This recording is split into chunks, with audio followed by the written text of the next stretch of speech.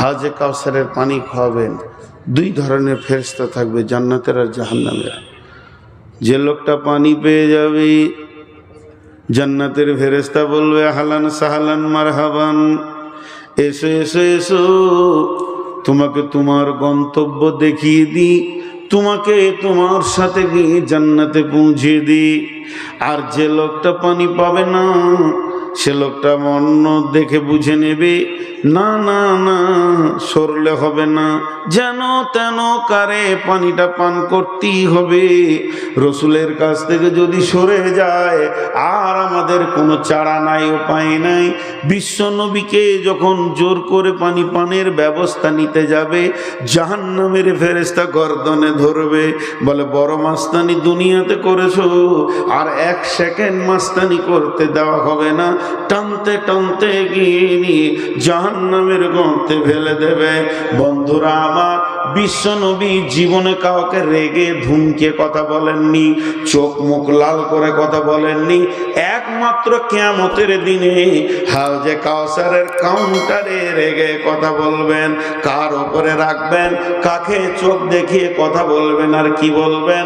হাদিসে আছে, মুসলিম শরীফের হাদিসে আছে, সোহকান সোহকান লিমান গায়্যারা মিন দীনি, সোহকান সোহকান লিমান বাদদালা মিন দীনি। দূর হয়ে যা, দূর হয়ে যা, তোর সাথে আমার কোনো সম্পর্ক নাই। আমি যে তোর নবী, তুই যে আমার উম্মত, এরকম কোনো সম্পর্ক তোর সাথে নাই। তোর সাথে আমার দিনের কোনো সম্পর্ক নাই।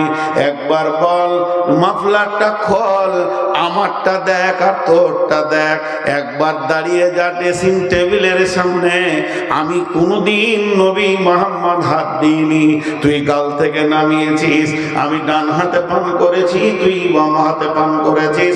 অর্থাৎ রসুলের সুন্নতকে যে মেনে নিতে পারবে না, রসুলের সুন্নতকে যে একদম জিন্দেগিতে নিতে পারবে না, ওই লোক কোনোদিন হাজে কাউসারের পানি পাবে না।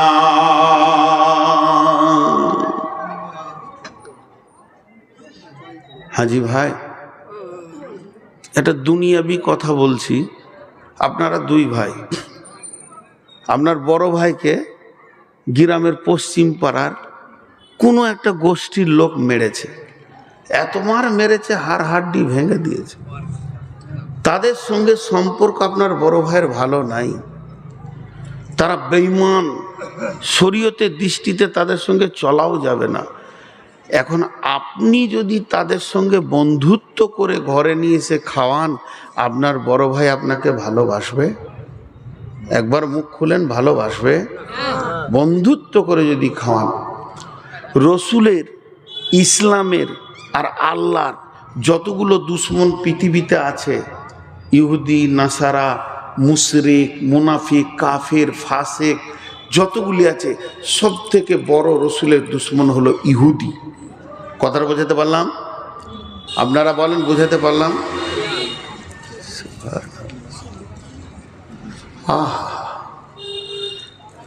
সব থেকে বড় দুশ্মন কে? সবাই একবার মুখ খুলেন। রসুলের সব থেকে বড় দুশ্মন কে? আর সেই ইহুদির পতাকা যদি আমার কাঁধে থাকে, আমার রসুল হাজে কাউসারের পানি দেবে?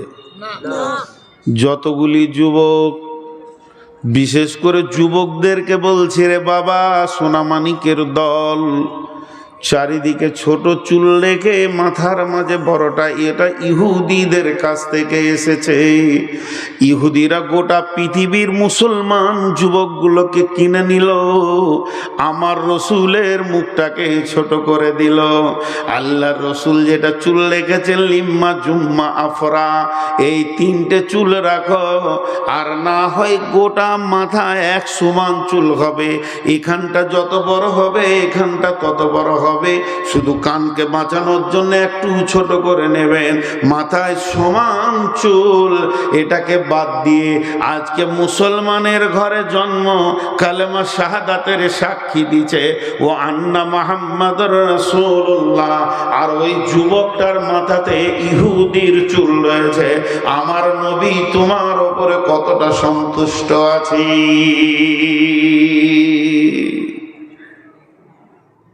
জি, পারবে কোনো যুবক কালকে মাথাটা নাড়া করে দিতে যে এ চুল রাখবো না, আমার রসুল নারাজ? পারবে না। তাহলে কাকে ভালোবাসছে? ইহুদিকে। ওর বক্তব্য রসুল নারাজ হোক এতে কোনো যায় আসে না, কিন্তু ইহুদি যেন নারাজ না হয়ে যায়। ই হাজে কাউসারের পানি পাবে? ঠিক করে বলেন, একে হাজে কাউসারের পানি দেবে? কাকে দেবে? খোরাইনকে দেবে আল্লাহ রসুল। একটা যুবক ছিল মক্কার, মদিনার, ও লম্বা চুল রেখেছে আর পায়ের টাকনো নিচে কাপড় পরতো, মানে মাস্তান হয়ে গেছে নিজে নিজেই। ওর নাম হচ্ছে খোরাইন। আল্লাহ রসুল মসজিদে নববীর ভিতরে বসে, পবিত্র জায়গাতে বসে মদিনার কোন কোন ছেলেটা ভালো আলোচনা করতে করতে খোরাইমের নামটা এসেছে। নবীজি বলছেন, নি'মার রাজুল খোরাইমান, যত ভালো ছেলে আছে ওই ভালো ছেলের লিস্টে পড়ে গেছে খোরাইম। এর মতো সুন্দর, এর মতো নম্র, এর মতো ভদ্র, এর মতো আখলাকওয়ালা ছেলে আর মদিনার বুকে নাই, খুব কম। তবে খোরাইমের দুইখানা খারাপই রয়েছে, একটা টাকনুর নিচে কাপড় আর একটা হলো মাথায় লম্বা লম্বা চুল। কেউ শুনেছে সাহাবীদের ভিতরে খোরাইমের সঙ্গে দেখা? এই খোরাইম শোন শোন শোন, আল্লাহ রসুল তোকে ভালো ছেলে বলেছে রে, ঠিক নাকি? ওর কোল যে ফুলে একদম আর জায়গা হয়েছে না। মসজিদের নববীতে বসে আলোচনা করেছে যে খোরাইম হলো মদিনার মধ্যে ভালো ছেলে। তো খুশিতে আরও থাকতে পারছে না, আমি ভালো, রসুল বলেছে বলে হ্যাঁ। বলছে তবে তোর দুটা খারাপই বলেছে, তো মুখটা নেমে গেল। দুটা খারাপই, মুখটা নেমে গেল। আল্লাহ রসুল আমার কাছে খারাপই পেয়েছে বলে হ্যাঁ। 1 নম্বর তোর চুলটা লম্বা, 2 নম্বর তোর টাকনুর নিচে পায়জামা, এটা নয়ার নবী মানতে পারেনি।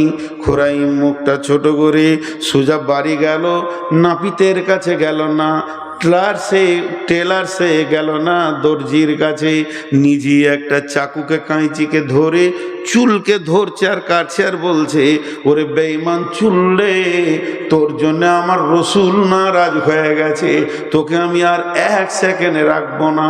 পায়জামাটাকে চাকু করে ফেলে দিয়ে, এতটা কেটে ছুঁড়ে ফেলে দিয়ে বলছে, তোকে আমি কেটে দিতে পারবো কিন্তু আমার রসুলকে নারাজ করতে পারবো না। ওই খোরাইমকে বিশ্ব নবী ডেকে বলবে, আয় আয় পানি পান করে যা। যতগুলো মুসলমানের ঘরের যুবক আছেন বলেন, কালকে চেঁচে নাড়া করতে পারবেন? এ চুলের গুষ্টি বেঁচে খাই, আমার রসুল নারাজ, আমি চুল রাখবো না। পারবে না, বরং ওই মাস্তানি রাখবে। বলেন, এ কি রসুলকে ভালোবাসে না এই কিয়ামতের দিন আনন্দ করবে? কামবে। ভাইরা আমার, তাহলে 1 নম্বর হলো ডান হাতে সার্টিফিকেট পাওয়া, 2 নম্বর হলো নূরে তাজাল্লিতে আনন্দে আনন্দিত হওয়া, 3 নম্বর হলো রসুলের হাতে হাজে কাউসারের পানি পান করা, 4 নম্বরে আমার আল্লাহ বলছেন, এটা হাদিসে কুদসি ভাই আমার, হাদিসে কুদসির মধ্যে বলছেন আল্লাহ, ইয়াকুলুল্লাহু আযজা ওয়া জাল, কুল্লু আমালিন ইবনে আদম লাহু ইল্লা সিয়ামা ফাহুয়া লি ওয়া আনা আজজি বি ইন্নামা ইয়াতরুকু তাআমাহু ওয়া শারাবাহু। আমার আল্লাহ বলছেন, যতগুলি আমল ইবনে আদম করে, মানুষের আদমের সন্তানরা পৃথিবীতে যত আমল করে, তার মধ্যে একটা আমল করে, তার নাম হলো সিয়াম বা রমজান। রমজানের রোজা রাখে, যারা রাখে তারা আমার জন্য রাখে, আর তাদের বদলা হলাম আমি নিজেই, তাদের বদলা হলাম। কঠিন কিয়ামতের দিনে তাদেরকে আমি বলবো, রে রোজাদার, তোদের বদলা বদলা চলে এসেছে, তোরা তোদের বদলাকে গ্রহণ করে নে, কারণ তারা খাওয়া পান করা ছেড়েছে শুধু আমার জন্যে। তোমায় ভালোবাসি আল্লাহ, তোমায় ভালোবাসি, তোমায় ভালোবাসি বলে তোমার কাছে আসি। সকালে আসি, দুপুরে আসি, বৈকালে আসি, আর সন্ধ্যায় আসি, রাত্রে আসি, আসি পঞ্চবার। তোমায় ভালোবাসি আল্লাহ, তোমায় ভালোবাসি, তোমায় ভালোবাসি বলে তোমার কাছে আসি। শততিসে সন্তোষিতে ভরা একটি মাস, উষা হতে নিশাবতী করে উপবাস। তোমায় ভালোবাসি আল্লাহ, তোমায় ভালোবাসি, তোমায় ভালোবাসি বলে তোমার কাছে আসি। ধরেলেন এখানে যদি ছেলেগুলোকে বলা হয় মাদ্রাসার বাবা, কেউ যদি আম্মা পড়াটা মুখস্থ শুনিয়ে দাও, এই কোরআনটা দেওয়া যাবে। কেউ যদি 29 পারা শুনিয়ে দাও, এই কোরআনটা দেওয়া যাবে। কেউ যদি 30 পারা শুনিয়ে দাও, তো মোবাইলটা দেওয়া যাবে। এইভাবে প্রাইজ বলা হচ্ছে। আর কেউ যদি রোজা রেখে দাও 30টা, তাকে কোরআন দিব না, মোবাইল দিব না, কলম দিব না, খাতা দিব না, স্বয়ং আল্লাহকেই প্রাইজ তার দিব। এর থেকে বড় প্রাইজ আর হতে পারে না যে আল্লাহকে পাবে। এখন দুনিয়াবি 5খানা কেসের আপনি আসামি। আজকে হলো কয় তারিখ? আজকে আপনার কিনা 26-25 তারিখ। 25 তারিখ হয়ে গেছে, 26 তারিখ ঢুকে গেল। আজকে আপনার কিনা সামনে মাসে 30 তারিখ আপনার কোর্টে ফাইসালা আছে। আপনি মার্ডার কেসের, রেপ কেসের, চুরি অপহরণ কেসের আসামি। কিন্তু যে জজ আপনার বিচার করবে, পৃথিবীর সেরা জজ সুপ্রিম পাওয়ারে আছে, তার উপরে প্রধানমন্ত্রীও কিছু করতে পারবে না।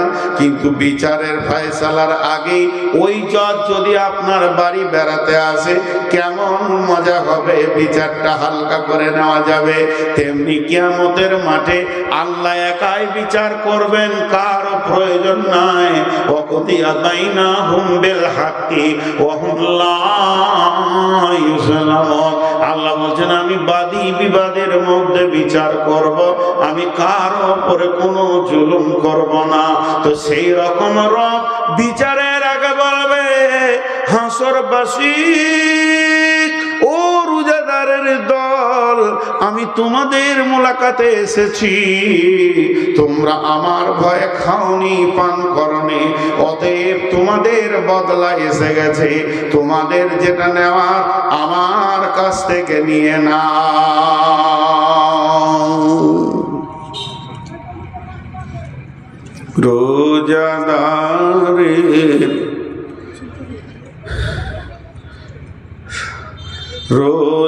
রোজাদারের দুইটি খুশি, একটি খুশি ইফতারে, অপরটি হয় আল্লাহর দিদার রোজ হাসরের প্রান্তরে।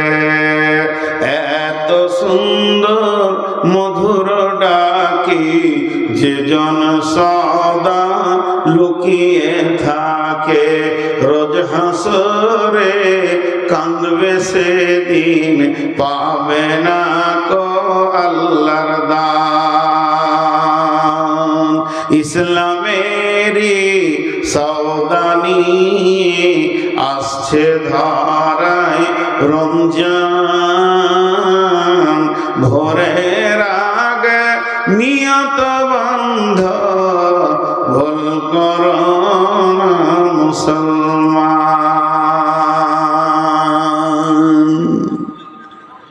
কিয়ামতের এটা 4 নম্বর খুশি। আর একটা আছে, পুরো একটাতে ছাড়বো ইনশাল্লাহ। আপনারা এতগুলি লোক বসে আছেন, আমার সত্য কথা বলতে আব্দুস সবুর সাহেব আমার আগের বক্তা, কোন যুগের বক্তা গো? আমরা যখন নহমির পড়তাম তো চুরি করে ওর জালসা শুনতে গেছি। ভবানীপুর মাদ্রাসায় কে আসবে না? সইগুর আসবে, তো মাদ্রাসা থেকে আমাদেরকে হেডমাস্টার বলছে একজনও যাবি না জালসা শুনতে, সামনে পরীক্ষা। চুরি করে বাঁশের ঝোড়ে ঝোড়ে গিয়ে জালসা শুনে এসছি। তো সেই যুগের বক্তা চলছে তো চলছি, ওই যে কি মাল দিয়ে আল্লাহকে বানিয়েছে ওই জানার আল্লাহ জানে, মাথা হিলিয়ে যেতে চলে যেতে চলে। পণ্ডিত মানুষ, ভালোবাসি, উনিও আমাকে ভালোবাসুন, কিন্তু দেখেন আমরা অল্প দিনে রুগী হয়ে গেলাম। অল্প দিনে রুগী হওয়ার কারণ, আমি যতদিন জালসা করছি আমার মনে নাই যে আমি কোনোদিন প্রথম পেয়েছি, মনে নাই, হয়তো এক আধবার পেয়েছি। যতবার পেয়েছি সেই শেষে। আর ওর আল্লাহর রহমতে 9টা পার হবে না স্টেজে বসে যাবে, সলিড ঘুমটা মারে, আর আমি সলিড ঘুম থেকে জেগে থাকি। তো এই জালসাগুলোকে তওবা করব, শুধু এই বছর নয়, 2-3টে জিনিস নিয়ত করেছি। যদি কেউ বলে যে রাত 9টার পর স্টেজে উঠতে হবে, ইনশাল্লাহ ওই জালসায় যাব না। আর ইউটিউবার যে জালসায় থাকবে ওই জালসায় যাব না। মানে এদের কার নিতে পারছি না, মানে আমার মাথা বিগার নিয়ে নিচ্ছে। এই চেয়ারে বসে বকা যে কতটা কঠিন ওরা তো জানে না, ওরা ভাবছে, আর ওরা বুঝেও না যে এটা রুজি রুটির লাইন নয়। বড় বড় আলেমরা ফতোয়া দিচ্ছে যে ফেসবুক বা ইউটিউব থেকে ইনকাম করা হারাম, কিন্তু আমি ফতোয়া দিইনি, কারণ আমি ফতোয়া দিতে পারবো না, সেই পুঁজিটা নেই। কোনো বিষয়েই আমি ফতোয়া দিই না, শুধু এটা বিষয় নয়, ওই জন্য এটাও দিইনি।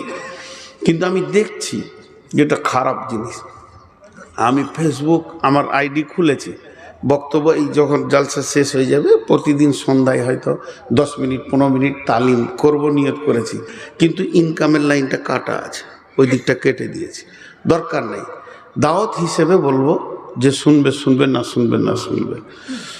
তো আজকে অনেক কষ্ট পেয়েছি, যে কষ্টটা আমি ভাষাতে বোঝাতে পারবো না।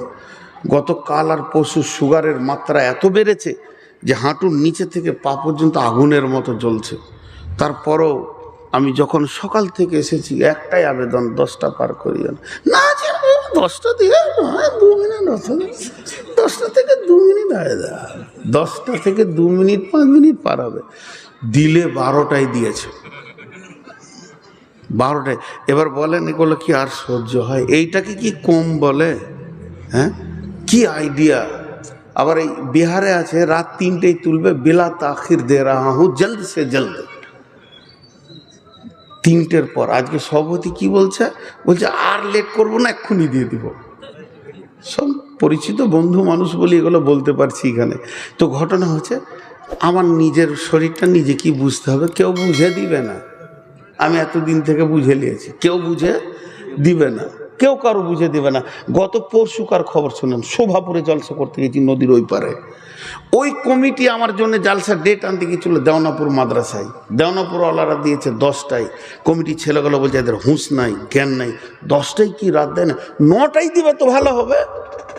জানটা খোশ হয়ে গেল, তাহলে এরা 9টায় দিবে, ডেট নিয়েছে 11:30টায় দিয়েছে। ওকে খুঁজে বেড়াচ্ছিলাম, মারবো, পালিয়ে গেছে সুইচ অফ করে দিয়ে। হ্যাঁ, তোকে মারবো, তারপর আমি এখান থেকে নদী পার হবো। সে এখনো আমার ফোন ধরছে না, যে তোকে পিটবো, যেদিন ধুলিয়ানে পাবো তোর হাড় হাড্ডি ভাঙবো। তুই ডেট নিয়েছিলি আর ওদেরকে 10টায় বেলায় বলেছিলি, 9টায় কেন দিলে না, তুই কেন 11:30টায় দিলি? তো পরিচিত মানুষ। তো আল্লাহর রহমতে আর পারছি না, কুবুদ্ধি নয়।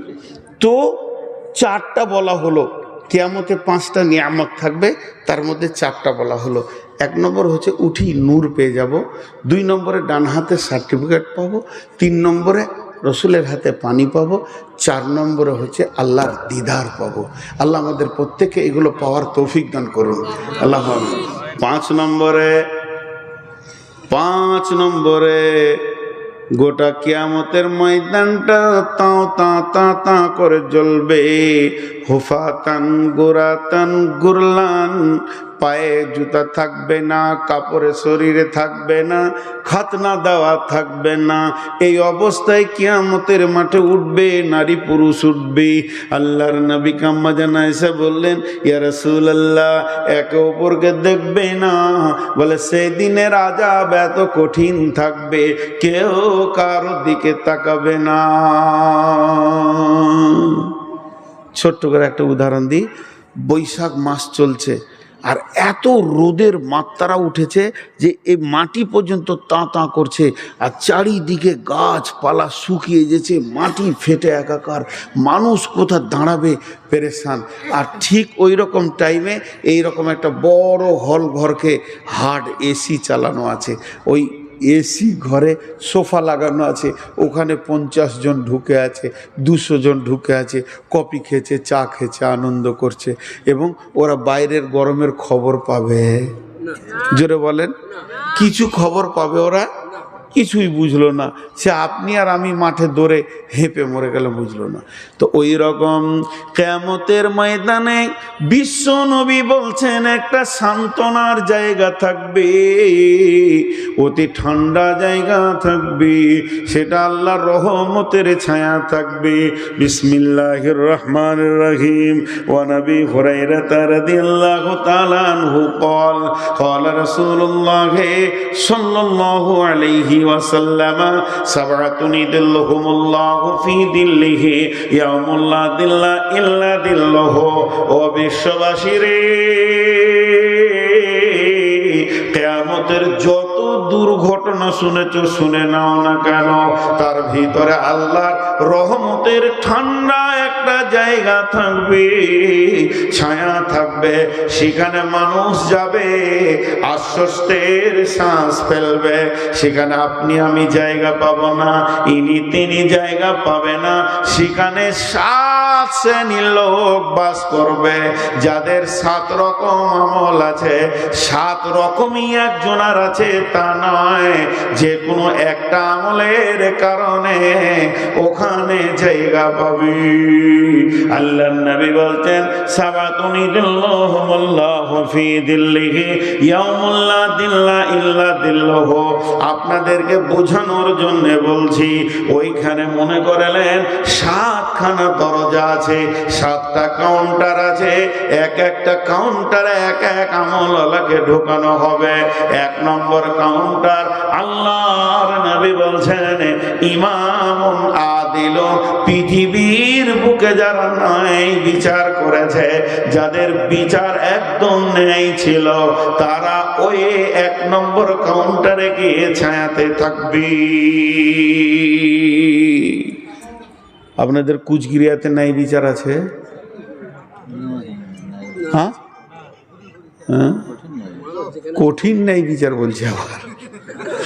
জি হ্যাঁ, একটা ঘটনা শোনায় আমাদের ওখানে। একজন মৌলবি মানুষ মসজিদের ইমামতি করে, তো ভদ্রলোক 2টি মাটি নিয়েছে, ওর বাড়ির পাশে রাস্তার ধারে রেখেছে, বাড়িতে ঢুকাবে, মাটি 2টি, সত্য ঘটনা দিয়ে। একটা ছোট ছেলে সাইকেল নিয়ে গিয়েছিল, আর একটা মাস্তান মোটর সাইকেল নিয়ে আসছিল। ওই মাটিতে ছেলেটা সাইকেলটা উঠে গেছে, মানে তাড়াহুড়ো করে, ওইদিকে মোটর সাইকেলে লেগে ছেঁচড়া ছেঁচিলি হয়ে পড়ে গেছে দুজনে। সন্ধ্যার সময় বিচার বসেছে পার্টিতে, বলছে সাইকেলওয়ালাকে ডাক। তোর কি হলো? বলো হাঁটু ছিঁড়ে গেছে, সাইকেল ভেঙে যায়। ওই মোটর সাইকেলওয়ালাকে ডাক, তুই অত জোর চালাবি কেন? তো ওরা যারা বিচারক, ওরা দেখছে যে কাছাড়া খেয়েছে উও তৃণমূলের, আর যেটা মোটর সাইকেল মেরেছে উইও তৃণমূলের। এবার কি করবি? তখন বলছে মৌলবি সাহেবকে ডাক, মনে ওটা কংগ্রেসে। হ্যাঁ, মাটি ফেললে কেন? জরিমানা তোমাকেই লাগবে। কি ন্যায় বিচার! এরকম ন্যায় বিচার পৃথিবীতে আর হয় না। জি, আল্লাহ তাবারাক ওয়া তাআলা বলছেন ওয়াইদা কুলতুম ফাদিলু ওয়ালাউ কানা যা কুরবা। যখন তুমি বিচারে বসবে, সাক্ষী দেবে, তো ন্যায় কথা বলবে, যদিও তোমার নিকট আত্মীয় হয়। অন্যায় বিচার করবে না। একজন বাদশা হরিণ শিকার করতে গেছে জঙ্গলে, এরকম করে হরিণকে তীরটাকে রেডি করেছে, চারাত করে তীরটা যখনই ছেড়ে দিয়েছে, হরিণটা লাফিয়ে উঠেছে, হরিণকার তীরটা পেল না। একদম ফাঁকা গিয়ে নদীর ধারে এক বিধবা কাপড় সাফ করছিল, তার একমাত্র বেটা, তাকেই পেটে রেখে স্বামীকে হারিয়েছে।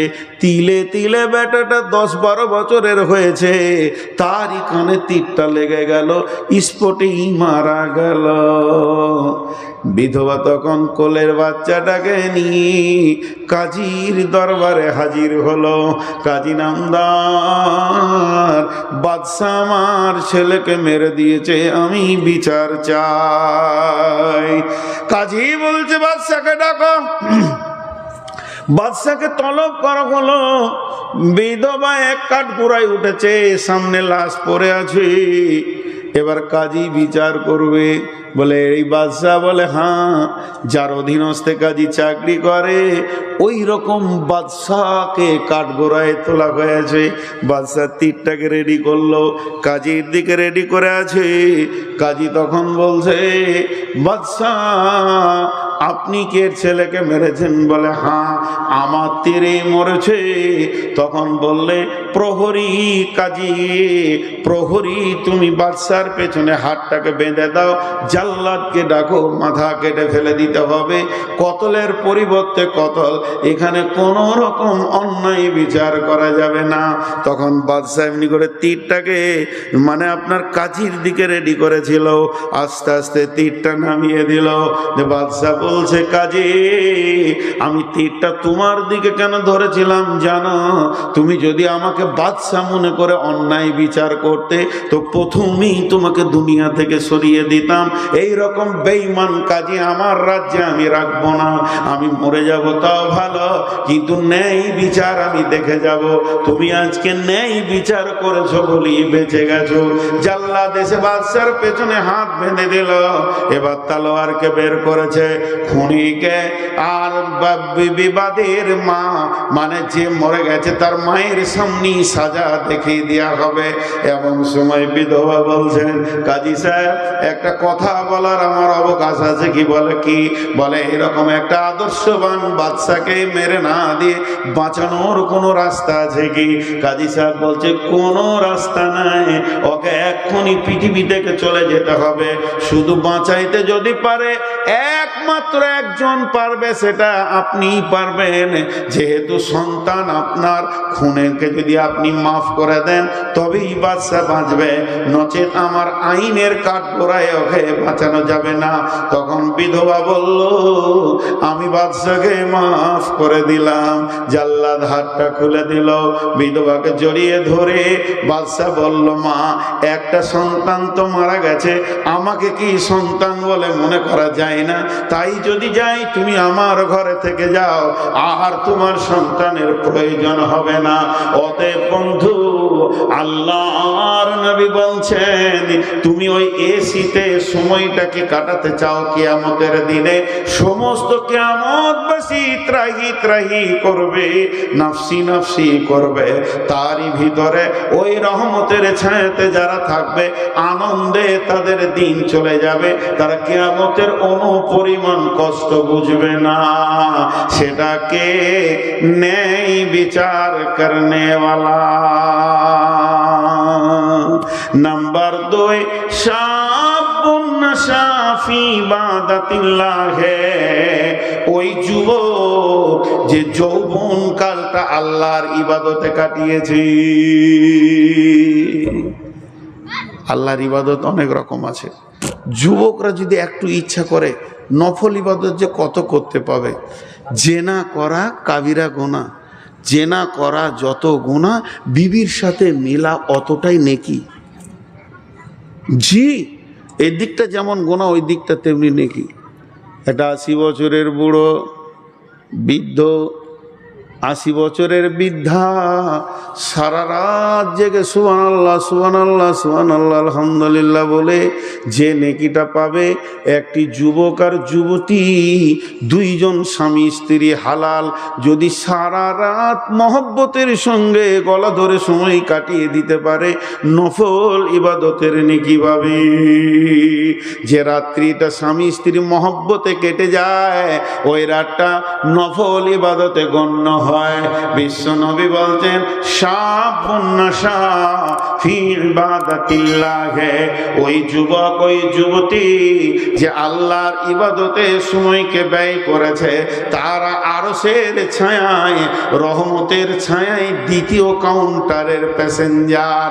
নাম্বার 3 ওয়ারাজুলুন কালবুহু মুআল্লাকুন ফিল মাসাজিদি, ওই যুবক যার দিলটা মসজিদে পড়ে আছে, ওই ব্যক্তি যারা দুনিয়া ঘুরছে, মার্কেটে ঘুরছে, ঢুকছে হাটে বাজারে ঘাটে মাঠে যেখানেই যায় না কেন মসজিদের তার দিলটা টাঙ্গা আছে। আজান হয়ে গেল নাকি মসজিদে যেতে হবে নাকি, সবসময় যেন মসজিদে যাওয়ার জন্য পেরেশান আছে। ওই লোকটা 3 নম্বর কাউন্টারে ঢুকবে। যারা মসজিদকে ভালোবাসে, পৃথিবীর মানুষ আমরা মসজিদকে চিনলাম না, আমরা মসজিদে ঢুকি কিন্তু দিলটা মার্কেটে টাঙ্গা আছে, দোকানে মাঠে ঘাটে টাঙ্গা আছে। আল্লাহ রসুল এটা কি চেঞ্জ করতে বলছে, তুমি মাঠে ঘাটে মার্কেটে থাকো কিন্তু মসজিদে তোমার দিলটা টাঙ্গা থাকবে। 3 নম্বর কাউন্টারে মসজিদকে ভালোবাসবো ইনশাআল্লাহ। কথা বলে না সবাই? অন্তর দিয়ে ভালোবাসবো ইনশাআল্লাহ। মসজিদে ঢুকে যদি কোনো নোংরা দেখতে পাই তো মসজিদকে ডাকবো নাকি, করে ঝাড়ু দে, ইমাম সাহেবকে বলবো, ইমাম সাহেব এখানটা কিরম সব নোংরা হয়ে আছে, আপনার কোনো হুঁশ নাই কেন? পাগলা, মসজিদ পরিষ্কার করবে কে, ময়লা দেখবে যে, তার দায়িত্ব। করবো ইনশাআল্লাহ। কে কে ইমামকে হুমকি দেবো? হ্যাঁ দেখো, ইমামকে হুমকি দেবে ইনশাআল্লাহ, ইমামের পাছায় বাঁশ ভরে ঘর থেকে তার। মসজিদে ঝাড়ু দেন, কথা বলে না, মসজিদে ঝাড়ু দেন। বিশ্ব নবী মসজিদ ঝাড়নেওয়ালা মহিলার কবরের কাছে গিয়ে দোয়া করে এসছেন। মসজিদ যে কি জিনিস, একটা ছোট্ট কথা বলে দিই, মসজিদে যে ঢুকে পড়েন এখন, আপনাকে উঁচু করতে হবে না, নামাজ পড়তে হবে না, জিকির করতে হবে না, তেলাওয়াত করতে হবে না, ওগুলো করলেন তো আলাদা এক্সট্রা বেনিফিট। শুধু মসজিদে বসে থাকেন তো আল্লাহর মেহমান হয়ে যাবেন যতক্ষণ থাকবেন। আল্লাহর মেহমান, আল্লাহ ওর দিকে বারবার রহমতের নজরে দেখবে, আমার মেহমান আমার ঘরে বসে আছে।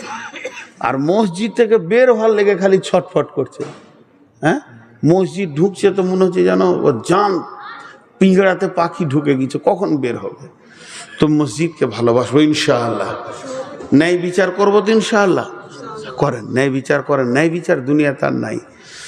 তো 3টে হলো। 4 নম্বর, ওয়ারাজুলুন দাআতহু ইমরাতুন যাতু মানসুবিন জামালিন ফাকালা ইন্নী আখাফুল্লাহ। যদি কোনো যুবককে সুন্দরী মালালা নারী হাতছানি দিয়ে ডাকছে, আয় আয় আয় মজা লুটবি তো আয়, ওই যুবককে উত্তর দিছে, ইন্নী আখাফুল্লাহ, আপামনি বোন আমার, তোমার কাছে যা আছে আমার তার জন্য অনেক প্রয়োজন, কিন্তু আমার আল্লাহর ভয় তোমার কাছে যেতে দিছে না। যদি কোনো যুবক এই জবাব নিয়ে ফিরে আসতে পারে তো আল্লাহর নবী বলছেন, তোমার রহমতের ছায়াতে একটা কোটা লেগে গেছে, তুমি 4 নম্বর কাউন্টার দিয়ে ঢুকে যাবে। ওয়ারাজুলানে তাহাব্বা ফিল্লাহি ইসতামা আলাইহি ওয়া তাফাররাকা আলাইহি, ওই 2 বন্ধু যারা আপসে আল্লাহর জন্য ভালোবাসা করে, আমি নুরউদ্দিনকে ভালোবাসি আল্লাহর জন্য, ওই আমাকে ভালোবাসে আল্লাহর জন্য, আবার যদি ছাড়াছাড়ি করব তো আল্লাহর জন্য, দেখলাম ও বেঈমান কিংবা ও আমাকে দেখছে বেঈমান, এর সঙ্গে চললে ঈমান থাকবে না। আল্লাহর জন্য মহব্বত করা আর আল্লাহর জন্য ছাড়াছাড়ি করা, এই 2 ব্যক্তি রহমতের ছায়াতে জায়গা পাবে। এদের জন্য 5 নম্বরের কাউন্টারটা খোলা গেছে। এবার 6 নম্বর কাউন্টার, ওয়ারাজুলুন তাসাদ্দাকা বিসাদকাতিন ফাআকফাহা হাত্তা লা তা'লামু সিমালুহু মা তুনফিকু বিয়ামিনি। ওই লোকটা যে ডান হাতে দান করলো বাঁ হাত জানতে পারলো না, তবে প্রকাশ্যে দান করা জায়েজ আছে। কোরআন বলেছে সিররা ওয়া আলানিয়া, তুমি প্রকাশ্যে করতে পারো, গোপনেও করতে পারো। প্রকাশ্যে দানটাও যেমন চলবে, গোপনেও চলবে, তবে গোপনের দানটা একটা এক্সট্রা ফ্যাসিলিটি রয়েছে, তোমার রহমতের ছায়াতে জায়গা লেগে যাবে। 7 নম্বরে ওই ব্যক্তি, ওয়ারাজুলুন যাকারাল্লাহ খালিয়ান ফাফাযাত আইনাহু, ওই ব্যক্তি যে আল্লাহকে গভীর রাত্রে উঠে ডাকতে ডাকতে চোখে পানি বের হয়ে গেল। আল্লাহর নবী বলছেন তুমি 7 নম্বর কাউন্টার দিয়ে ঢুকে তোমার একটা ওখানে বুকিং হয়ে গেছে, রিজার্ভেশন লেগে গেছে, তুমি ওই ছায়াতে থাকতে পাবে। আজকের বক্তব্যের বিষয় ছিল কিয়ামতের মাঠে আনন্দ। 1 নম্বর নূরের তাজাল্লিতে আনন্দ, 2 নম্বর আনন্দ ডান হাতে সার্টিফিকেট নিয়ে, 3 নম্বর আনন্দ হলো রসুলের হাতে পানি পান করে, 4 নম্বর আনন্দ হলো আল্লাহর সঙ্গে মোলাকাত হবে রোজাতে, রোজা রাখনেওয়ালা, আর 5 নম্বর হলো যে রহমতের ছায়াতে থাকবে। এবার রহমতের ছায়াতে যে কোটা থাকবে 7টা। 1 নম্বর হলো ন্যায় বিচারক, 2 নম্বর হলো যৌবনকালের ইবাদত, 3 নম্বর যার দিল মসজিদে টাঙা থাকবে, 4 নম্বর যে মহিলাকে বা মহিলা পুরুষকে জবাব দিবে আল্লাহর ভয়ে তোমার কাছে যেছি না, 5 নম্বর হলো 2 জনের মধ্যে মহব্বত হবে আল্লাহর জন্যে, ছাড়াছাড়ি হবে আল্লাহর জন্যে, 6 নম্বরে ডান হাতে ডান করবে বাঁ হাত জানবে না, আর 7 নম্বর গভীর রাত্রে আল্লাহর ভয়ে চোখের পানি যে ফেলবে। এটা একটা আনন্দ। অতএব কিয়ামতের মাঠটা খালি কঠিন নয়, আনন্দের দিন। আমল করতে পারলেই হবে। যতটি লোক বসে আছেন আল্লাহকে সাক্ষী রেখে বলছি, মানুষকে সাক্ষী রেখে নয়, আল্লাহকে সাক্ষী রেখে, স্বয়ং আল্লাহকে, যদি আল্লাহর প্রতি বিশ্বাস থাকে তো উঠবেন না। আর আমি আপনাদের জন্য মজলিস ভাঙা দোয়াটা পড়ছি, কিন্তু দোয়া পড়ার আগে একটা কথা বলছি, যতজন আছেন স্টেজে একবার হাতটা রেখে যাবেন।